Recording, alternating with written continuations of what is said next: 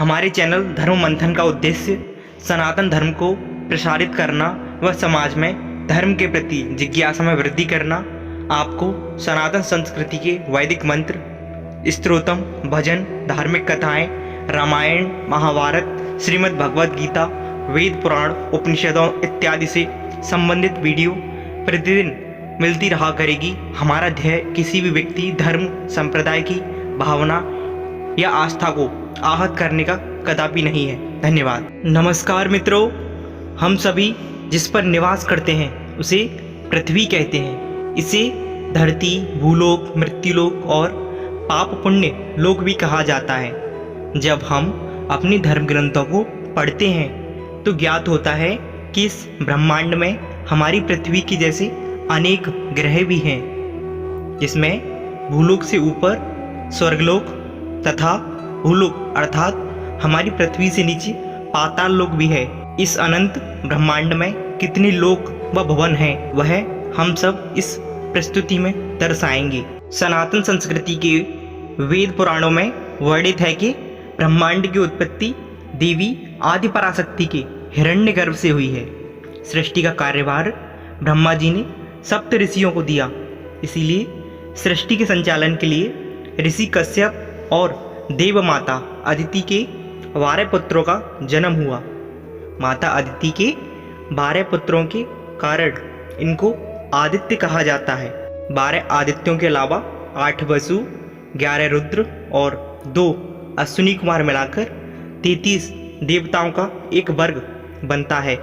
इनके रहने के लिए आदिशक्ति ने स्वर्गलोक बनाया। कश्यप ऋषि की दूसरी पत्नी दिति, जो कि अदिति की छोटी बहन थी और अदिति से द्वेष ईर्ष्या रखती थी, क्रूर और कपटी स्वभाव की होने के कारण इसके गर्भ से दानवों की उत्पत्ति हुई, जो देवताओं से घृणा करते थे। इसीलिए दोनों को साथ नहीं रखा जा सकता था। कुछ समय देवता व दानवों को साथ रखा गया ताकि दोनों सृष्टि निर्माण में अपना अपना योगदान दे सकें। विवस्वान नामक आदित्य से स्वयंभू मनु का जन्म हुआ। ब्रह्मा जी अपनी रचनाओं में धीरे धीरे सुधार कर रहे थे। जब देवताओं व दानवों की उत्पत्ति हुई तो उन्हें केवल 3 तत्वों जल, वायु और अग्नि से बनाया। दूसरे लोग पृथ्वी निर्माण के साथ ही स्वयंभू मनु को 5 तत्वों से बनाया: जल, वायु, अग्नि, पृथ्वी और आकाश। ये भूमंडल के सबसे पहले मनुष्य बने। भूलोक को स्वर्गलोक से कई योजन नीचे बनाया। धीरे धीरे भूलोक अर्थात पृथ्वी पर मनुष्य योनि का विस्तार होने लगा। अब इधर देवता व दानव एक दूसरे के दुश्मन बनते जा रहे थे।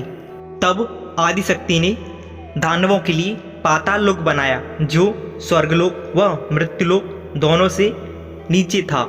जब दैत्य माता दिति को यह ज्ञात हुआ कि आदिशक्ति ने उसके पुत्रों को देवताओं से तो क्या, मनुष्यों से भी नीचे बसाया है, तो वे शिव और शक्ति से द्वेष मान बैठी। स्वर्गलोक, भूलोक और पाताल लोक को मिलाकर ही त्रिलोक कहा जाता है।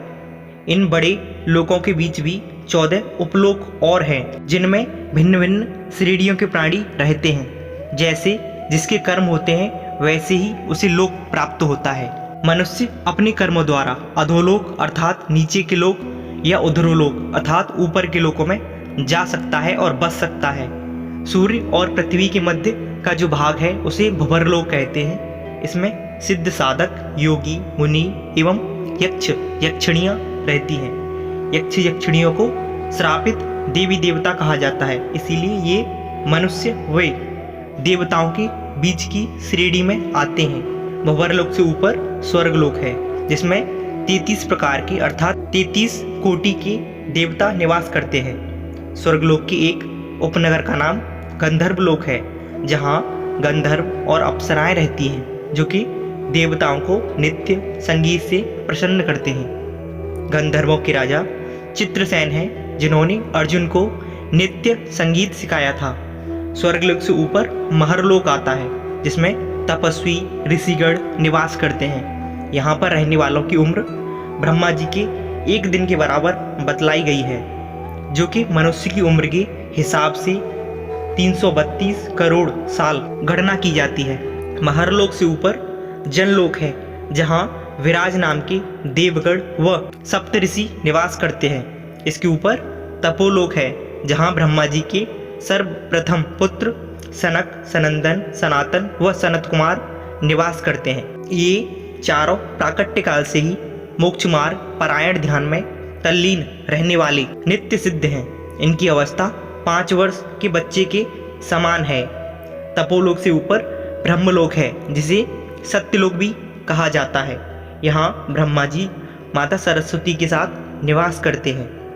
ये ब्रह्मांड का दूसरा सबसे ऊपरी लोक है। इसके बाद सबसे आखिरी में बैकुंठ आता है, जहाँ विष्णु भगवान क्षीर सागर में माता लक्ष्मी जी के साथ निवास करते हैं। ये ब्रह्मांड का सबसे आखिरी लोक है। आप सोच रहे होंगे कि भगवान शंकर का निवास कहाँ है, तो वे आदियोगी, सदाशिव, महाकाल, देवों के देव महादेव कहे जाने वाले भोलेनाथ का निवास ब्रह्मांड के हर कण में है।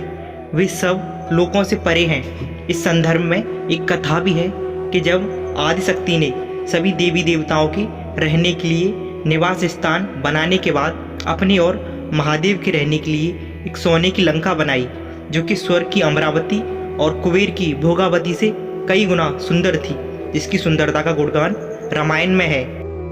इस संदर्भ में रामायण में एक चौपाई है जो कि इस प्रकार है।